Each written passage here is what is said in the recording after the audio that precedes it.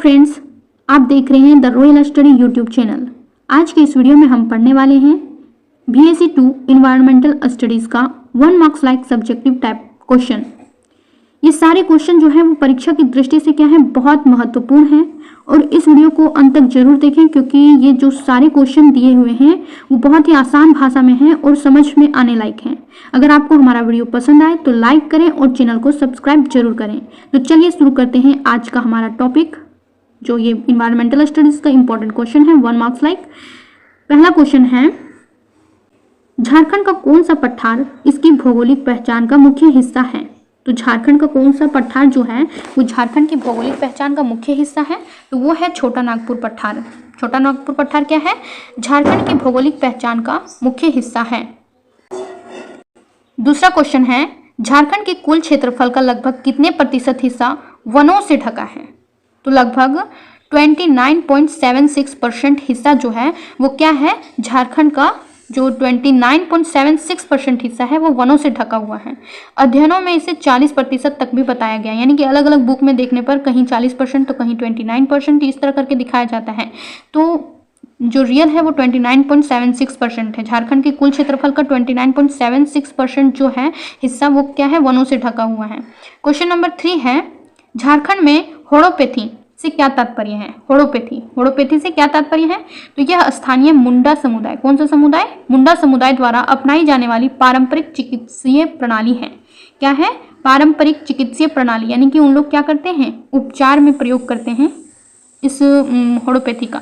तो पारंपरिक चिकित्सीय प्रणाली एक सिस्टम है जो उनकी परंपराओं से चली आ रही है, बहुत पुरानी चिकित्सीय प्रणाली है मुंडा समुदाय का, उन्हें हम होड़ोपैथी कहते हैं। जिसमें क्या होता है, जिसमें औषधीय पौधों का उपयोग होता है चिकित्सा करने के लिए, मतलब कि इलाज करने के लिए किनका प्रयोग करते हैं ये मुंडा समुदाय? तो औषधीय पौधों का उपयोग करते हैं। तो यह जो होड़ोपैथी है वो क्या है, स्थानीय मुंडा समुदाय द्वारा अपनाई जाने वाली पारंपरिक चिकित्सीय प्रणाली है जिसमें औषधीय पौधों का उपयोग होता है। क्वेश्चन नंबर 4 है, झारखंड का एकमात्र राष्ट्रीय उद्यान कौन सा है? तो झारखंड का एकमात्र राष्ट्रीय उद्यान बेतला राष्ट्रीय उद्यान है। कौन सा है? बेतला राष्ट्रीय उद्यान। और यह बेतला राष्ट्रीय उद्यान जो है वो पलामू जिला में स्थित है। कहाँ पे स्थित है? पलामू जिला में। क्वेश्चन नंबर 5 है, स्थानिक प्रजाति किसे कहते हैं? यानी कि एंडेमिक स्पीसीज, इंग्लिश में बोले तो एंडेमिक स्पीसीज किसे कहते हैं? स्थानिक प्रजाति। तो ऐसी प्रजातियां जो प्राकृतिक रूप से केवल एक विशिष्ट भौगोलिक क्षेत्र में ही पाई जाती हैं। प्राकृतिक रूप से क्या होते हैं? केवल एक विशिष्ट भौगोलिक क्षेत्र में ही पाए जाते हैं। अगर वैसा उनका जो भौगोलिक क्षेत्र ना हो तो वे किसी दूसरे प्रकार के भौगोलिक क्षेत्र में अनुकूलन नहीं कर पाएंगे। जैसे कि कोई प्रजाति ठंडा क्षेत्रों में ही पाया जाता है तो उन्हें मतलब गर्म क्षेत्रों में वे नहीं रह पाएंगे, अनुकूलन नहीं कर पाएंगे। तो कुछ प्रजातियां जो होते हैं वो ठंडे क्षेत्रों के लिए होते हैं, जैसे कि पेंगुइन, उनको अगर हम गर्म क्षेत्रों में ले जाएंगे तो वे नहीं रह पाएंगे। तो ये स्थानिक प्रजाति होते हैं। पेंगुइन जो है वो ध्रुवीय क्षेत्रों के प्रजाति हैं, तो ये स्थानिक प्रजाति कहलाएगा। तो स्थानिक प्रजाति किसे कहते हैं? ऐसी प्रजातियां जो प्राकृतिक रूप से केवल एक विशिष्ट भौगोलिक क्षेत्र में ही पाई जाती हैं, उन्हें हम स्थानिक प्रजाति कहते हैं। क्वेश्चन नंबर 6 है, झारखंड में पाए जाने वाले साल वृक्ष का वैज्ञानिक नाम क्या है? तो झारखंड में पाया जाने वाला जो साल वृक्ष है, जो कि झारखंड का राजकीय वृक्ष भी है, तो उसका वैज्ञानिक नाम क्या है? वैज्ञानिक नाम यानी साइंटिफिक नेम पूछा गया है, तो सोरिया रोबस्टा। क्या नाम है इसका? सोरिया रोबस्टा। साल का साइंटिफिक नेम है सोरिया रोबस्टा। क्वेश्चन नंबर 7 है, झारखंड के किस जिले में सर्वाधिक संरक्षित वन क्षेत्र पाया जाता है? संरक्षित वन क्षेत्र, प्रोटेक्टेड फॉरेस्ट। तो जो झारखंड मतलब वनों को कितने भागों में बांटा गया है? 3 भागों में बांटा गया है, आरक्षित, संरक्षित और अवर्गीकृत। तो झारखंड के जिले में, झारखंड के किस जिले में सर्वाधिक संरक्षित वन पाए जाते हैं?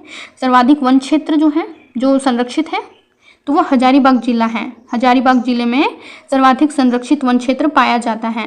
क्वेश्चन नंबर 8 है, झारखंड में पर्यावरण को प्रभावित करने वाली सबसे बड़ी मानवीय चुनौती क्या है? झारखंड में पर्यावरण को प्रभावित करने वाली सबसे बड़ी मानवीय चुनौती जो है वो है खनन गतिविधियां जो है और वनों की कटाई। झारखंड में जो पर्यावरण को प्रभावित करने वाली सबसे बड़ी मानवीय चुनौती है वो है खनन गतिविधियां और दूसरा है वनों की कटाई। क्वेश्चन नंबर 9 है, विश्व पर्यावरण दिवस कब मनाया जाता है? तो विश्व पर्यावरण दिवस कब मनाया जाता है? 5 जून को विश्व पर्यावरण दिवस मनाया जाता है। क्वेश्चन नंबर 10 है, झारखंड के किस जिले को भारत की कोयला राजधानी कहा जाता है? झारखंड के किस जिले को भारत की कोयला राजधानी कहा जाता है? तो वो है धनबाद। धनबाद को झारखंड की भारत की कोयला राजधानी कहा जाता है।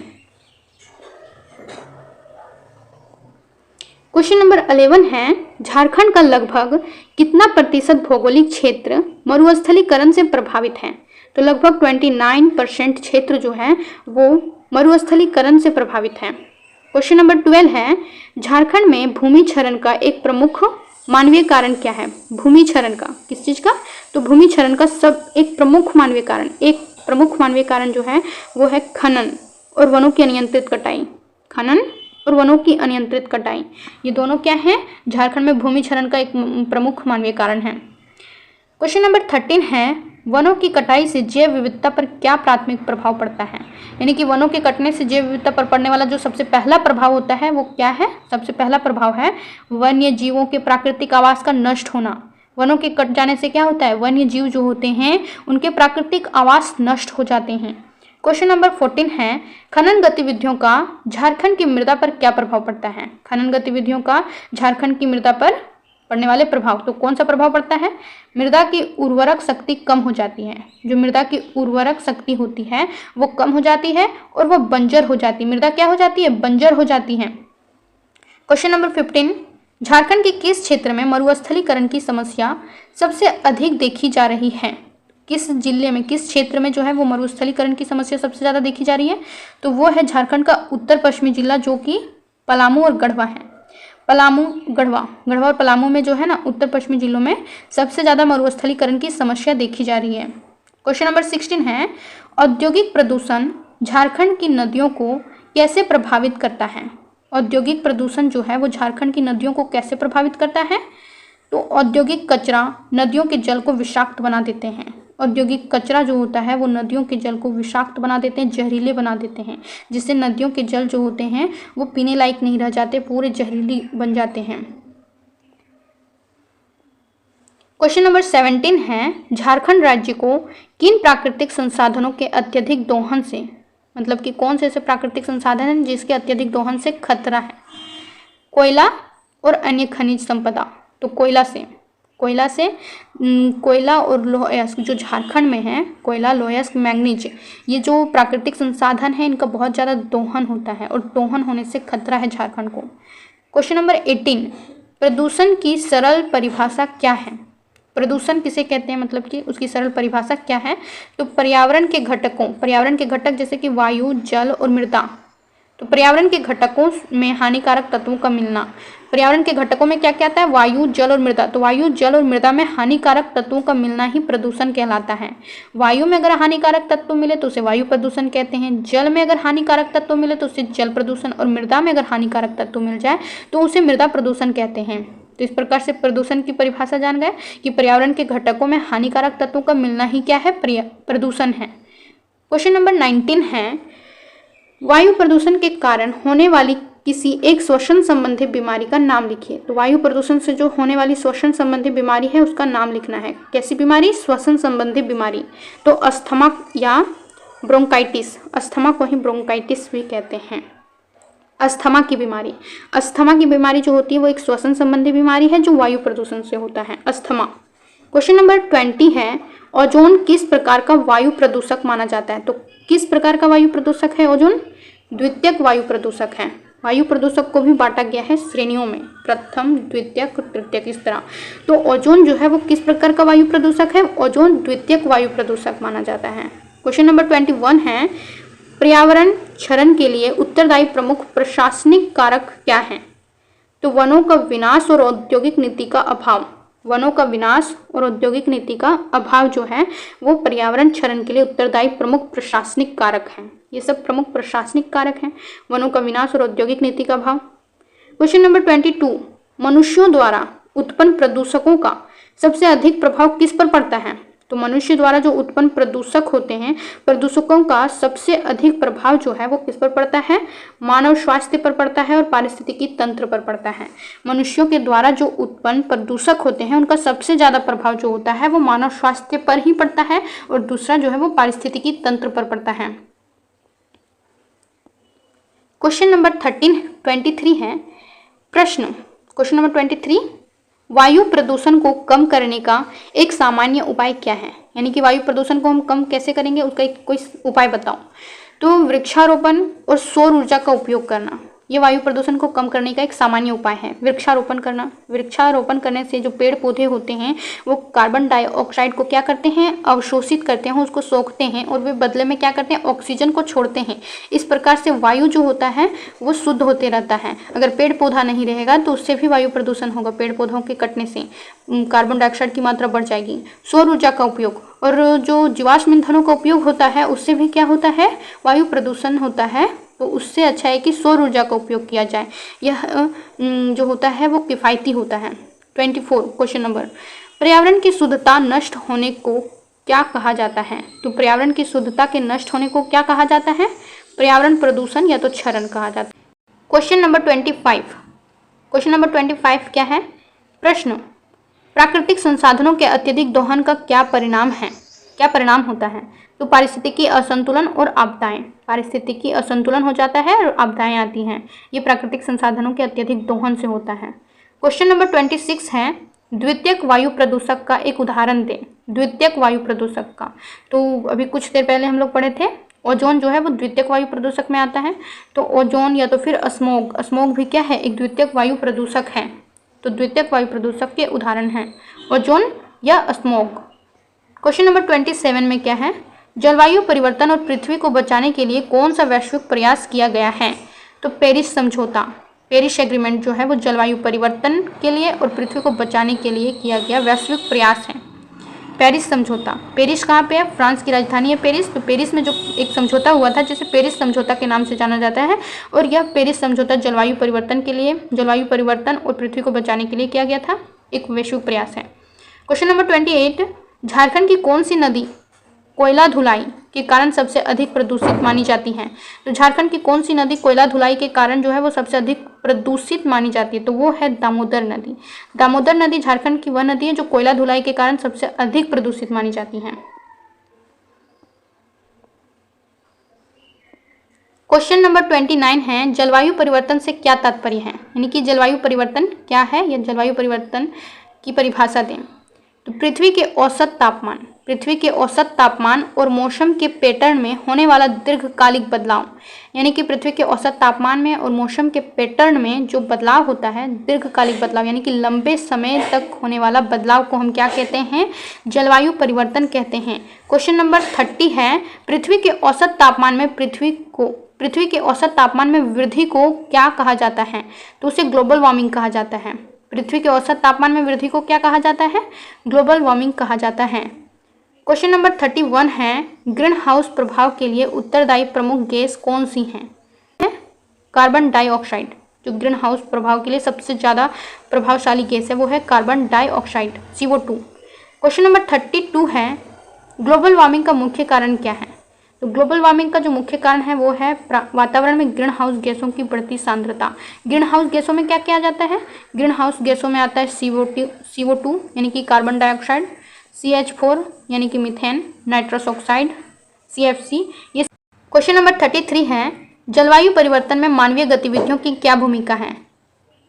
तो जलवायु परिवर्तन में मानवीय गतिविधियों की भूमिका है जीवाश्म ईंधन जलाना। मानव क्या करते हैं? जीवाश्म ईंधनों का प्रयोग करते हैं। जंगलों को काटकर बढ़ाना, मतलब कि जंगलों को काटकर जो भूमि होते हैं उनका प्रयोग वे किस लिए करते हैं? आवास के लिए, कृषि के लिए करते हैं। तो जीवाश्म ईंधन जैसे कि कोयला हो गया, पेट्रोलियम, प्राकृतिक गैस, ये सब जीवाश्म ईंधन है, इनका अत्यधिक प्रयोग करना और जंगलों को काटकर उनका विस्तार करना। अब क्वेश्चन नंबर 33 है झारखंड राज्य प्रदूषण नियंत्रण बोर्ड यानी कि JSPCB, झारखंड राज्य प्रदूषण नियंत्रण बोर्ड का मुख्यालय कहाँ स्थित है? रांची में स्थित है। झारखंड की राजधानी रांची में JSPCB का मुख्यालय स्थित है। क्वेश्चन नंबर 35 झारखंड के किस जिले में वायु प्रदूषण का स्तर सबसे अधिक पाया गया है? तो बोकारो जिला में। झारखंड के बोकारो जिले में वायु प्रदूषण का स्तर जो है वो सबसे अधिक पाया गया है। क्वेश्चन नंबर 36 है, झारखंड की नदियों में जल प्रदूषण का मुख्य कारण क्या है? खनन गतिविधियां और उद्योगों से निकलने वाला अपशिष्ट। खनन गतिविधियां और उद्योगों से निकलने वाला जो अपशिष्ट होता है वो झारखंड की नदियों में जल प्रदूषण का सबसे मुख्य कारण है। क्वेश्चन नंबर 33 है, मृदा प्रदूषण का कृषि पर एक प्रमुख प्रभाव क्या है? तो मिट्टी की लवणता बढ़ना। मृदा प्रदूषण से क्या होता है? मिट्टी की लवणता बढ़ जाती है। तो मिट्टी की लवणता बढ़ना और पोषक तत्वों की कमी होना, जिससे पौधों का विकास रुक जाता है। मिट्टी में लवणता जब बढ़ जाती है और पोषक तत्वों की कमी हो जाती है तो पौधों का विकास भी क्या हो जाता है? रुक जाता है। ये मृदा प्रदूषण का कृषि पर बहुत प्रमुख प्रभाव है। क्वेश्चन नंबर 33 है, ध्वनि प्रदूषण का मानव स्वास्थ्य पर क्या गंभीर प्रभाव पड़ सकता है? किस प्रदूषण का? तो ध्वनि प्रदूषण का मानव स्वास्थ्य पर क्या गंभीर प्रभाव पड़ सकता है? उच्च रक्तचाप, बहरापन और मानसिक तनाव। क्या हो सकता है? उच्च रक्तचाप यानी हाई ब्लड प्रेशर बढ़ जाता है, बहरापन की समस्या आती है और मानसिक तनाव होता है, स्ट्रेस होता है। ये सब ध्वनि प्रदूषण से होता है, मानव पर होने वाले प्रभाव हैं।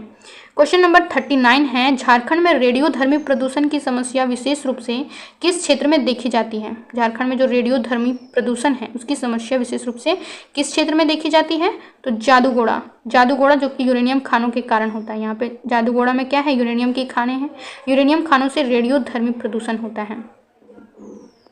क्वेश्चन नंबर 40 है, जैव विविधता प्रबंधन समिति BMC का मुख्य उद्देश्य क्या है? जैव विविधता प्रबंधन समिति का मुख्य उद्देश्य क्या है? स्थानीय स्तर पर जैव विविधता का संरक्षण करना, सतत उपयोग और दस्तावेजीकरण करना। क्या करना? स्थानीय स्तर पर जैव विविधता का संरक्षण, सतत उपयोग और दस्तावेजीकरण करना। क्वेश्चन नंबर 41 है, जैव विविधता के आंकड़ों के संग्रह में अनुसंधान की क्या भूमिका है? तो जैव विविधता के आंकड़ों के संग्रह में अनुसंधान की क्या भूमिका है? यह प्रदूषण नियंत्रण प्रयासों के समन्वय और राष्ट्रीय प्रदूषण डेटा की निगरानी में मदद करता है। यानी प्रदूषण नियंत्रण के लिए जो प्रयास किए जाते हैं उनका समन्वय करता है और राष्ट्रीय प्रदूषण डेटा यानी कि जो पूरे राष्ट्र का प्रदूषण डेटा है उसकी निगरानी में मदद करता है। कौन?